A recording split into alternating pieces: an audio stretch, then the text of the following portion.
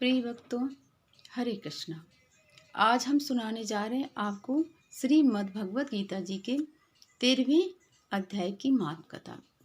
जैसा कि शंकर भगवान पार्वती जी से कहते हैं, हे पार्वती, दक्षिण दिशा में तुंगभद्रा नदी के किनारे एक नगर था, मलाप्या नगर। वहाँ पर पे हरिहरपुर नगर था।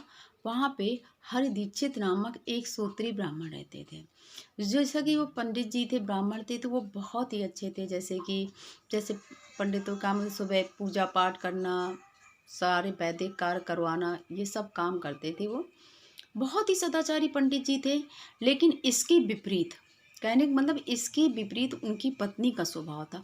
पत्नी बहुत ही दुष्ट थी, कर्कशा थी, दुराचारा थी। वो घर में आए अतिथियों का अपमान करती थी, कभी उनकी सेवा भाव नहीं रखती थी। कहने का मतलब जितने ही पंडित जी सदाचारी थे, तो पत्नी उतनी ही दुराचारी थी, दुष्ट आचरण वाली थी। तो एक बार क्या हुआ कि और वो कभी भी पति की आज्ञा का पालन नहीं करती थी और वो यहाँ वहाँ घूमा करती थी। तो एक बार उसने क्या किया कि जैसे कि एक बार उसको अपना कोई मतलब प्रेमी नहीं मिला जो उस जिसको उसने बुलाया होगा।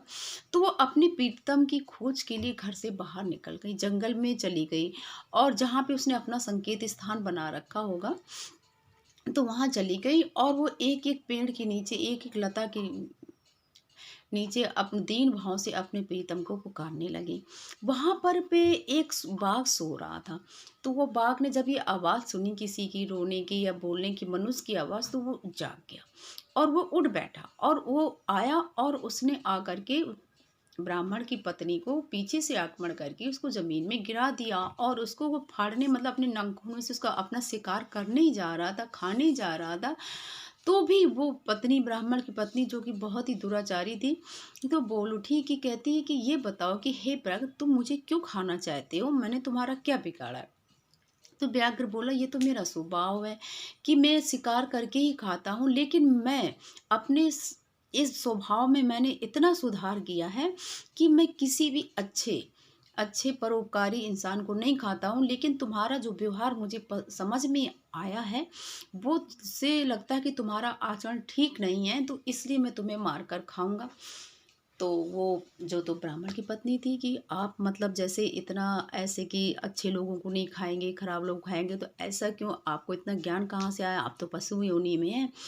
तो बोली कि अब मैं इसका एक कारण बताता हूँ कि दक्षिण दिशा में मलहाप्या नगर था। वहाँ मेरा जन्म, पिछले जन्म में मैं ब्राह्मण था। मैं बहुत ही विद्वान ब्राह्मण था। मैं, लेकिन मुझ में कमी क्या थी कि मैं, जैसे कि कोई दान दक्षिणा पूजा पाठ है, तो मैं ही सबसे दान लेता था, मैं ही दान कर्म कराता था, लोगों से पूजा पाठ करता था। जो मेरे आसपास पंडित बैठते थे, मैं उनको नहीं करने देता था, मैं उनको दान नहीं लेने देता था। इस पाप के फलस्वरूप मैं जब बूढ़ा हो गया तो मुझे बड़ी तकलीफ़ें होने लगी और मेरी देख रेख करने वाला भी कोई नहीं था। तो मैं एक बार ऐसे विद्वान ब्राह्मणों के, जबकि मेरी उम्र बहुत ज़्यादा हो चुकी थी और मैं चलने फिरने में लाचार था, किसी तरह विद्वान ब्राह्मणों के दरवाजे मैं गया भीख मांगने के लिए। तो मुझे एक कुत्ते ने काट खाया। जब कुत्ते ने काट खा लिया तो मुझे चक्कर खा आगे गिर पड़ा, मैं गिर पड़ा। फिर जब मेरी मृत्यु हुई हो गई तो मुझे बहुत ही, क्या कहते हैं वो, ले गए, क्या कहते हैं, यमदूत आए और मुझे नरक ले गए। मुझे बहुत ही यातना दी गई, जैसा कि स्वाभाविक है, मेरे कर्म थे। फिर उसके बाद मैं इस व्याघ्र की योनि में आया हूँ। तो मुझे, जैसा कि मैं पहले मैंने बोला कि ब्राह्मण था, बहुत ही पूजा पाठ करता था, ये सब तो मुझे थोड़ा सा इसी वजह से मुझे ज्ञान है। और अब मैं तुम्हें मार करके खा जाऊंगा। और इतना कह करके उस व्याघ्र ने उस ब्राह्मण की पत्नी को मार करके खा लिया। अब जैसे खा लिया तो इसकी पत्नी के भी, ब्राह्मण पत्नी के भी आचरण अच्छे नहीं थे। अब वो आचरण नहीं अच्छे थे तो स्वाभाविक है, जब आदमी इस तरह के कर्म करेगा तो मृत्यु के बाद नरक को ही जाएगा। तो वो उसको, यमराज के दूत आए और यमराज की नगरी संयमनीपुरी ले गए और वहाँ पर उन्होंने बहुत ही नरकों में जैसे उसको गिराया। फिर उसके बाद नरक में ये होता है कि शरीर तो होता नहीं, आत्मा होती है, और उसी आत्मा को, यह आत्मा भी अंगुष्ठ के बराबर होती है, बहुत कष्ट झेलना पड़ता है। तो वो दीन भाव से रोती हुई चारों तरफ बहुत जोर से रोती हुई रो रही थी, फिर उसके कर्मों का हिसाब किया यमराज जी ने। तो जैसे कर्म थे तो उसको बहुत ही नीच योनि यानी कि चंडाल जो होते हैं उसके घर में उसको जन्म मिला। और वो उस ब्राह्मण पत्नी को फिर वो उस घर में भी वो स्वभाव है कि जो पिछले जन्म के कर्म थे उसके अनुसार वहाँ भी वो पाप कर्म में लीन हो गई। अब जब वो पाप कर्म में लीन हो गई जैसा स्वभाव था पिछले जन्म का तो उसको जैसे कोढ़ है ये इस तरह की बहुत सारी जो अछूत वाली बीमारियां तो वो हो गई। तो एक वहीं पे एक मंदिर था भगवान शंकर का। तो वहां पर भी एक ब्राह्मण देव रहते थे जो गीता जी के 13वें अध्याय का पाठ किया करते थे और निरंतर वो गीता जी के 13वें अध्याय का पाठ किया करते थे।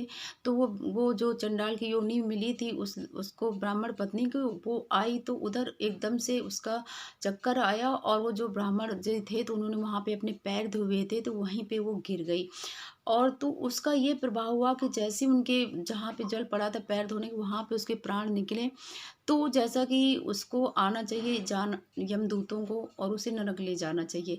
लेकिन उस गीता जी के 13वें अध्याय का जो ब्राह्मण देवता पाठ करते थे उसके प्रभाव से उसको दिव्य शरीर की प्राप्ति हुई। कहने का मतलब अंत समय में उसको वो सत्संग मिल गया, उनके चरणों का स्पर्श मिल गया।